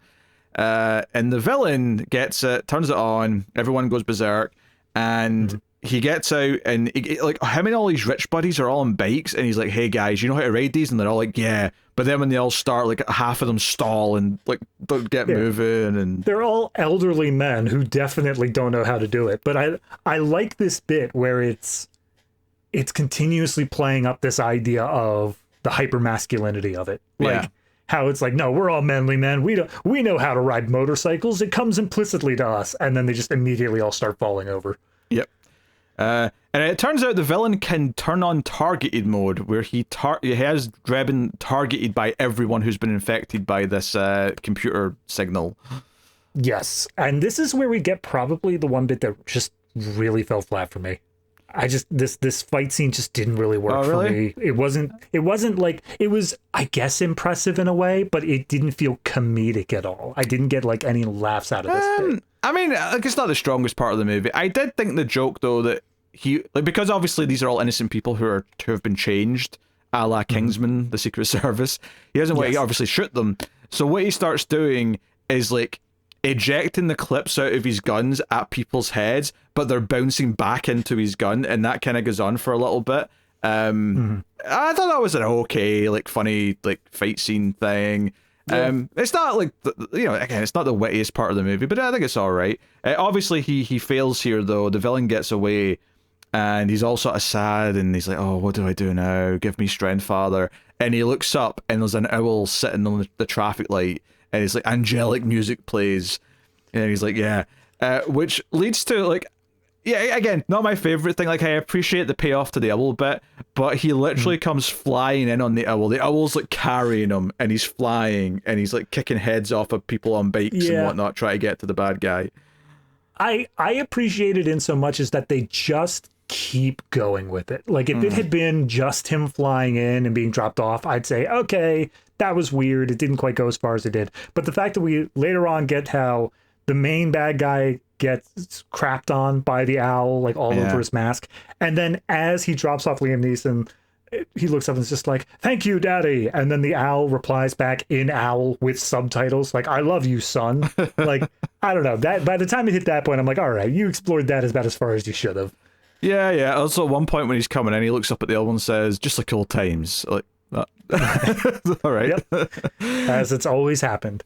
Yeah, so, yeah, they end up having their standoff, and there's like a meta gag here where, like, Liam Neeson had to go for a piss or something because all of a sudden Dave Bautista is playing Frank Drebin, and it just, it goes on for like, 20 seconds or whatever, and then Liam Neeson comes back and says, oh, thanks, Dave, you can go now. And he's like, yeah, no worries. I hope I did all right. Batista's like, dang, I think I screwed up the line. He's like, yeah, don't worry about it. You did fine. And as soon as Batista walks away, he starts getting attacked by all these crazy people and just tackled the guy. He's like, I'm not even in this movie. Honestly, I think Batista, right? Because Liam Neeson's, he's 73. If we have to, like, do someone else as the lead character of a Naked Gun movie, I don't think Dave Bautista's a bad choice. I think he could do the deadpan. I don't know. I feel like, just from a meta perspective, I'd be so locked into seeing him as Drax, where it is still deadpan, but it is like the buffoonish sort of deadpan, where it's like the unawareness rather than feeling like he gets it. But you don't think he could do gruff deadpan? Like gruff detective? Oh, he can do gruff. He most likely could, but I think it would require separating it very much from what I associate as his characters nowadays. I mean, that's fair, but he wouldn't be painted green, so that's a start at least visually. Yes, that's or maybe they'll do one scene where he's painted green just for the joke. I don't know. But so they have their whole standoff, and then Pam shows up, and well, they do a bit where he's like, oh, you haven't caught. Oh, they do the one funny bit, I feel like, for the villain, which is like, all right, we're both men, let's fight this out. And Liam Neeson just does a single punch to the guy's stomach, and he's like, oh my god, my tummy, oh Jesus. My tummy hurts. But you hit me in the soft part of my tummy. I don't want to keep fighting. This sucks. And so he tries to activate a jetpack. He ends up hitting his head on a street lamp, and then that's it. Yeah. Well, I think that's after. Is that not after he already loses? Like, in the sense that they already get the device back, but he's like, okay, well, I'm out of here. I'm getting away with this. And then No. That's beforehand. Okay. Because he tries to escape with the device, and then they handcuff him. Yeah, and she gets out of his jacket, and then it just opens up, and there's literally a dial that says "cam up" and "cam down," and she just turns it to "cam down."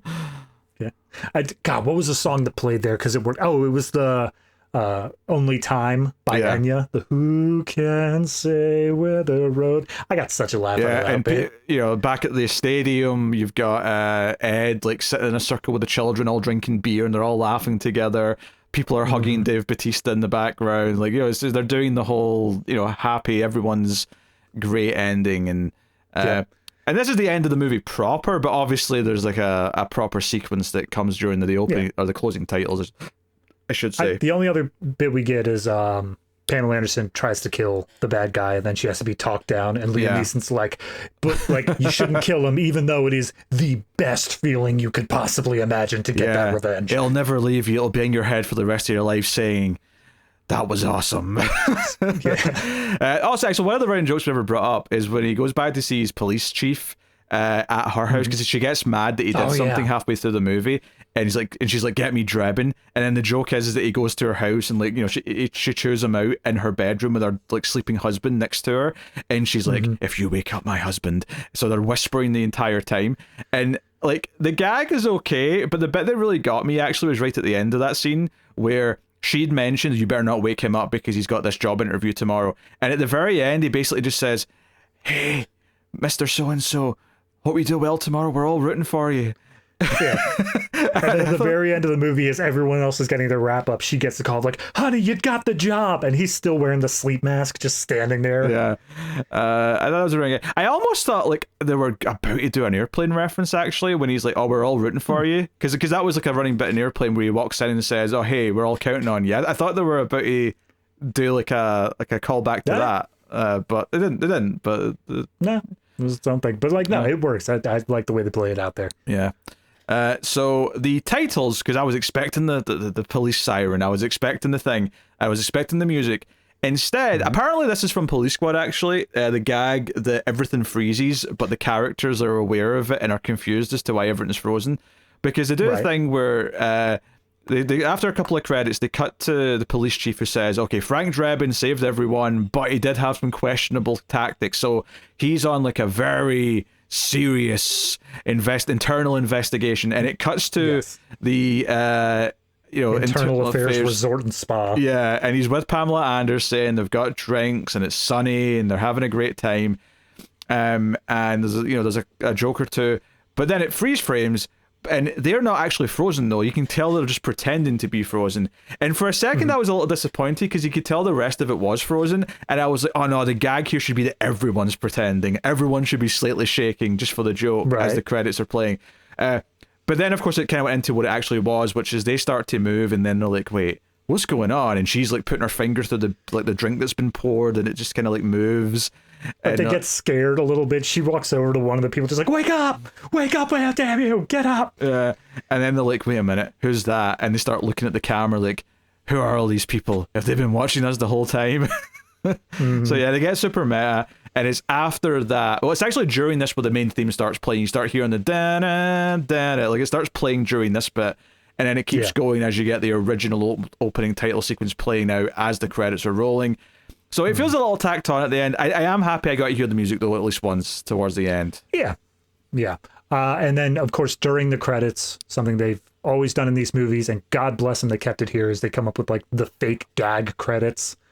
Oh yeah, Also, actually, there's another thing. I don't know if you stayed to hear all of it, but there's so earlier in the movie, musical bit? Earlier in the movie, I think it's in the TiVo scene. There's a line that actually did make me laugh quite a bit. Where it's when he's like saying, "Oh, you pretend to love me. I wrote a song for you. I rented studio time," and that line did make me laugh at the moment. But they call back to it in the end credits, where as when it goes to the regular just black screen credits, this song he's written starts playing and he's singing into the mic. But the joke is that every so often he's like, hey, look at all these instruments around here, and he hits the drum. He's like, oh, that was fun. Oh yeah. And then at one point he's like, oh, I'll just pick up this electric guitar, and then he starts like just sounding like Eric Clapton immediately. He's like, oh, this is quite easy. Yeah, wow, no one tells you it hurts your fingertips though. Yeah, so that was a good bit. I think I originally, as I was hearing that, I was thinking, would this song work overlapped with the snowman scene? Like maybe this was the original music for that scene, but they were like, it's too much going on at once. Let's just push this to the end. And that would why would make sense to him saying like, I rented studio time before that song ever even got played. I can see it. I'm glad they changed it though, because I think having like the more recognizable kind of love song works in the context of it, because it was a very because I want to say it's Last Christmas I Gave You Your Heart that I'm thinking of, the music video where they all go to a snow cabin, and like I feel like it really worked with that song that they played. Oh yeah. To really sell that. So no, pretty happy. Like I say, its strongest segment, there's like about a 40-minute chunk in the middle where I think it is firing in all cylinders. That I was loving that section, and most before and after is good, and it's still like even the original Naked Gun was consistent completely throughout, but I think it's better than the third one, and maybe with some rewatches I might even prefer it to 2. I'd have to really think about that though. But yeah. Did you stay for the very, very, very post-credit scene? Oh, I didn't know. Was there something at the very end? Yeah, I didn't either. I watched it after the fact. Apparently there is a sequence where it's at the villain's bunker and Weird Al shows up and he's like, where is everyone? Okay, that's a good little tag. Yeah, that's a good bit.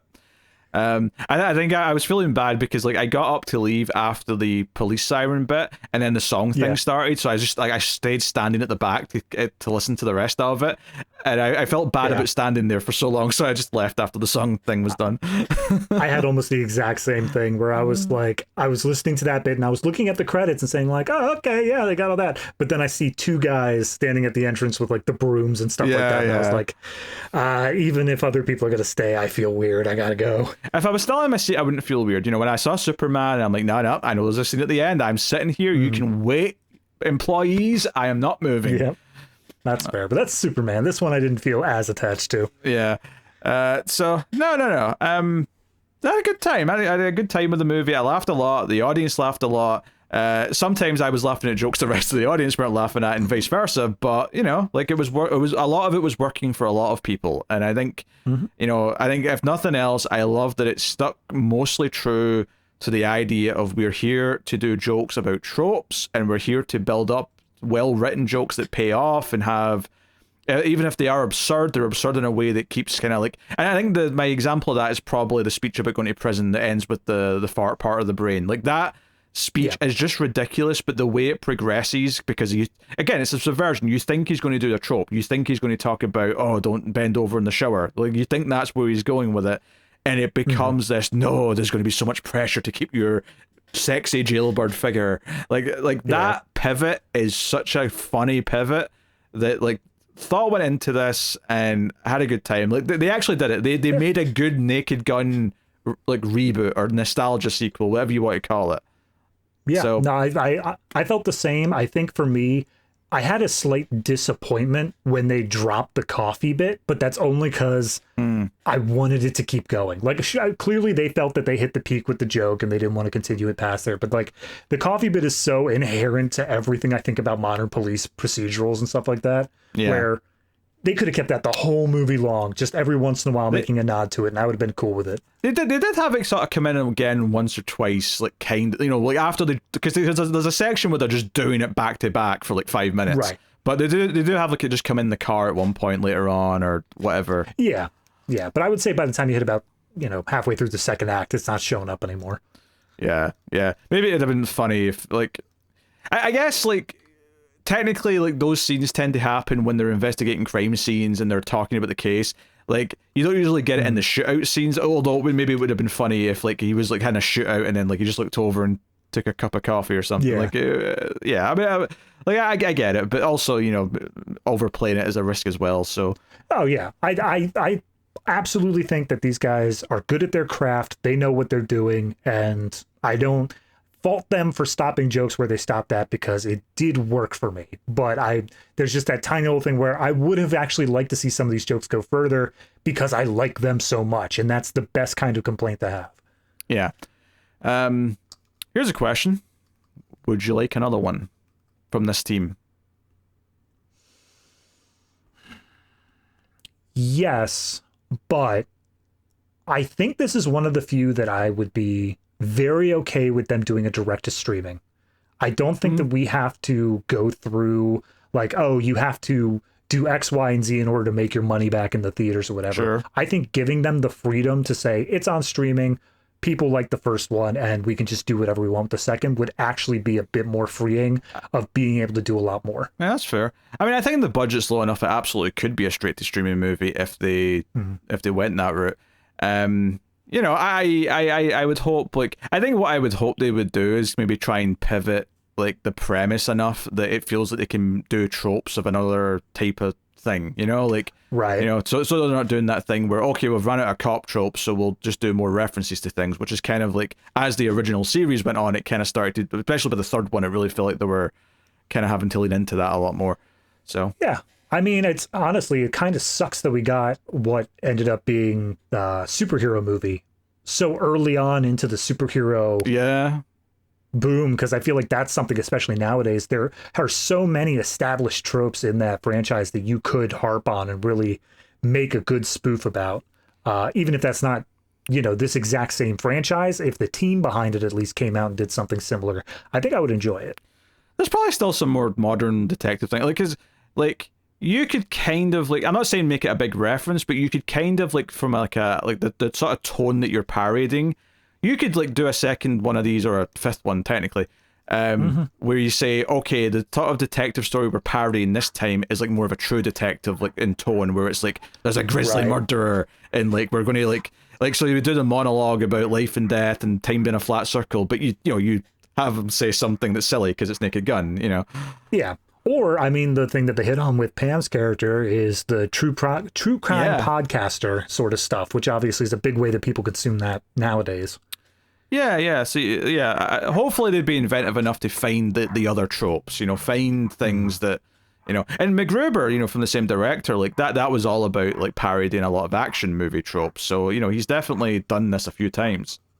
Yeah, Even though, like, don't get me wrong, there's not like the idea of having something called a plot device, for example, is much more of a Naked Gun joke than what you would put in MacGruber, but it's still definitely parodying those types of movies. Yeah, for sure. I mean, again, I've seen several things from this team. I like what they do. I think that they've got a good finger on the pulse of things. Like I didn't sit down and watch the whole thing, but it wasn't because I wasn't, interested. It was just timing stuff of the Chippendale Rescue Rangers animated one they did involving like the same Lonely Island thing. It essentially is just a modern day Who Framed Roger Rabbit of like, let's bring in all the different cartoon characters and like talk about the styles and stuff like that. But it did felt like it had its finger on the pulse of like things like modern streaming services and like how old style cartoons are out the door. And the one thing that got me was that they were pretty much on the ball with the ugly version of Sonic that was in that trailers. And like that's as that movie was coming out, they were right on that. So kudos to them. I think that even with this, they felt like nothing feels like it's going to be dated beyond a couple of like cameo shots, but even those, the jokes still work. It's just for a modern audience, it's going to hit different than it is for something 10, 15 years from now. Yeah, I think Clippy's a very specific time and place thing where it is, but it's something, same thing with the OJ stuff, where I feel like it's cemented enough in culture where it doesn't matter how far ahead you go, people are still going to have this vague awareness of it. Sure. The one that I'm thinking of specifically is like the Ponzi-scheme.com being the crypto.com. Like it's the joke itself being the crypto.com arena hits for us now, but the vibe of it being Ponzi-scheme.com is going to be a joke that lasts regardless. David, what are you rating the new version of The Naked Gun? I think the new version of The Naked Gun gets itself an 8 out of 10. I think it's a quality comedy. I wouldn't quite put it to the standard that I got to the first one. I think the first one is still something special in its own right, but it is definitely comparable, if not beating some of the sequels. So definitely a good comedy here. And I would say, again, it may not be something that does well in theaters, but I don't think that's a fault of the movie. I think that's a fault of what the average audience is going to see in theaters. And as soon as it hits streaming, it's going to take off a lot better. Yeah. I'm also going to give it an 8. I think a flat 8 is exactly what this deserves. It's great. Obviously, there's some things that could be tidied up or like a better climax or whatever, but it's really good. And when it's great, it's really great. And I think me giving it an 8 is me saying it's better than the sequels, like even 2, because I think that I give like a 7 or 7.5. So yeah, I think this is better than 2 and 3. It's not as good as the original, and the original is just, it's lightning in a bottle. It's like the perfection of like the idea, but this is a really good modern take on it that like harkens back to it in some ways. Sometimes like just sort of spiritually, sometimes like directly kind of like using a joke again, but feeling like it's doing its own thing as well. And was enjoyable. So there you go. That's Naked Gun. And that brings an end to the season of Naked Gun, of course. But does it make the cut? I'd say so. I think it makes the cut pretty easily. Yeah, yes, of course it does. I can't see a world in which we both give something an 8 and then we go, it doesn't make the cut. Like, it's all right, I guess. Cutting it close. Yeah, we just said it was great. So anyway, so that's the end of Naked Gun's season. A new season begins in 2 weeks' time. Next week, we actually have, instead of a collector's cut, we have a free Extra Reels episode. I'll explain what that is in just a second when I'm promoting the Patreon and whatnot. So you're getting something a little bit different next week. And then the week after that, 70s Thriller season begins. So we'll be doing some 70s Thrillers. We've got about 7 episodes of that, taking us through to the end of September. So I'm looking forward to that season. I think it'll be a fun time. Also, once that starts, that'll be the start of us never missing a week on Collector's Cut or our sci-fi show, The Atomic Serum Experiment. We have the Extra Reels next week, and then after that, there'll be one every week. It was supposed to technically be a week earlier that started, but obviously me being sick kind of juggled things around a little bit. But that is what's next on Collector's Cut. I like the context that if you're sick, it's like, yeah, we can't help these things. Sometimes you got to miss a week. But if I get sick, you're like, suck it up. Get on camera. We're doing this. Excuse me. I have to physically not be able to sit up for me not to record, which was the case on this occasion. Normally, I will power through quite happily. Yeah. And if I happen to have the sniffles, I feel the same way. So yeah, the first episode of 70s Thriller season is going to be Clute, starring Donald Sutherland and Jane Fonda. So hopefully you'll join us for that, and we can have some serious, gritty 70s thrillers over the next little while. So yeah, so as mentioned, Extra Reels is a bonus show that we do monthly for patrons and YouTube members, where we review some of the worst movies of all time. We've got a free bonus episode of that coming next week. Like I said, we're doing a film called Get Even. So look forward to that. That does not replace the regular episode for August, though. There'll be a Patreon episode as well as per normal, and that will also be coming out in August. So yeah, so you can get a free sample. You can get one every month, though, and there's a whole back catalogue now of about 32 episodes, give or take, and I know that because we just had a tournament of all 32 episodes. So I don't think you can say give or take when you know exactly the amount that you're about to say. Well, yeah, but Get Evan's 33, right? So like technically we're about to be more than that. Yeah, about to be, but not yet. So if you want to support the show, help keep this coming, help keep the A Screams After Midnight, get bonuses like Extra Reels, the bonus rating segment we do where we rate the video, audio, script, acting for each movie for our shows. You can get all that on Patreon or YouTube memberships, and helps keep everything coming. Thanks to everyone who already supports us. But that is the show. That has been the Collector's Cut. So thank you very much for joining us, everyone. Hopefully you enjoyed us discussing The Naked Gun. Let us know what you thought of the movie in the comments. Like, subscribe, all the usual stuff.